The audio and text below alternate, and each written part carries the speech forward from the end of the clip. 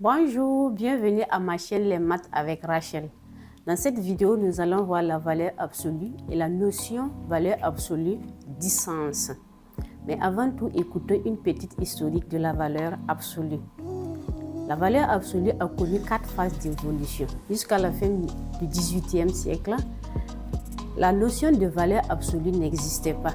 Mais de façon implicite, les mathématiciens la définissaient comme étant distance à partir de 0 ou encore prendre un nombre sans son signe. La deuxième phase d'évolution, les mathématiciens lui donnent une nouvelle définition qui était faire abstraction au signe ou encore prendre positivement un nombre. La troisième phase d'évolution, en 1821, le mathématicien Cauchy popularisait son utilisation en mathématiques, mais en son temps, elle n'avait toujours pas de notation. La quatrième et la dernière phase d'évolution, qui découle de sa formalisation, fut nécessaire pour l'évolution des mathématiques. C'est à ce moment qu'on lui donne une notation avec 2 barres verticales. Ainsi, nous pouvons lire valeur absolue de x, valeur absolue de y, ou encore valeur absolue de moins 2. Au cours de cette dernière phase d'évolution, les mathématiciens lui donnent une nouvelle définition qui se dit pour tout x élément de R,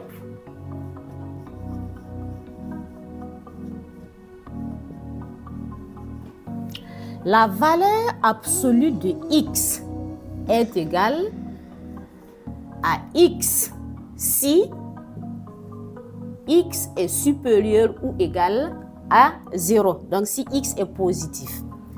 Et ça donne moins x si x est inférieur à 0. Donc par exemple, valeur absolue de moins 1 demi.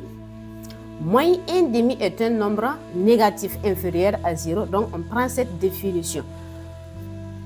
Valeur absolue de moins 1 demi est égale moins notre x qui est moins 1 demi. Moins 1 demi. Il nous donne 1 demi. La valeur absolue de 5. 5 est un nombre positif. Donc on prend cette définition. Est égale à 5 lui-même. Alors, pourquoi les mathématiciens l'ont défini premièrement comme étant distance à partir de 0?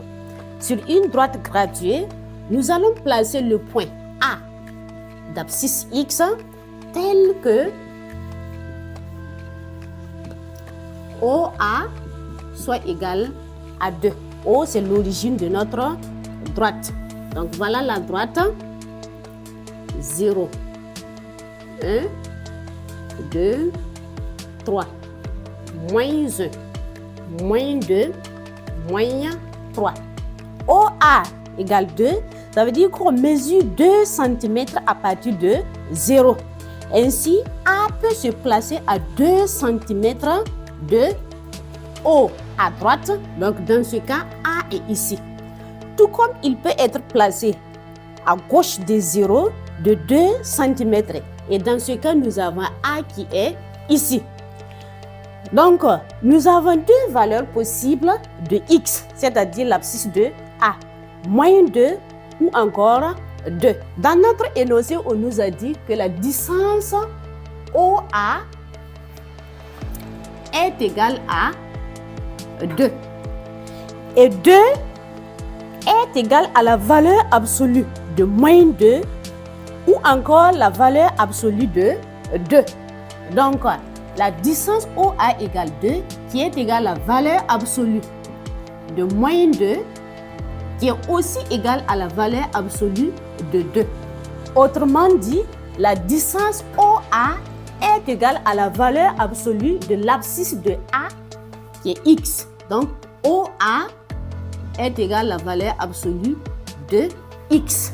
D'où la définition qui dit que la valeur absolue de x est la distance à partir de 0.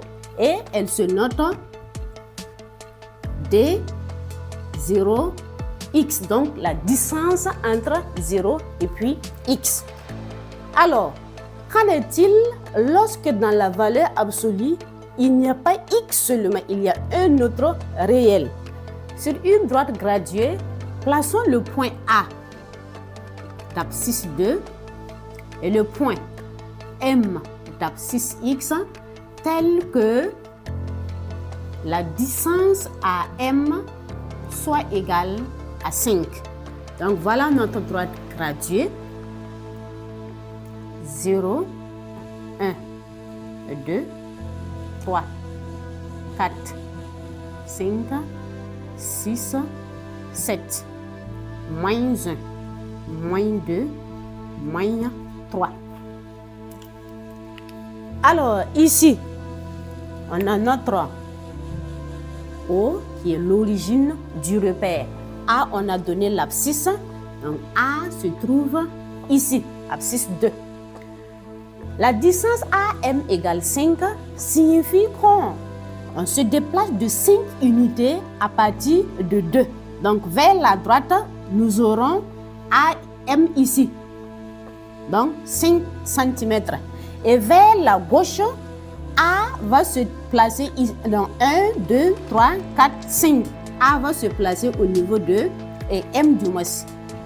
M va se placer au niveau de moins 3.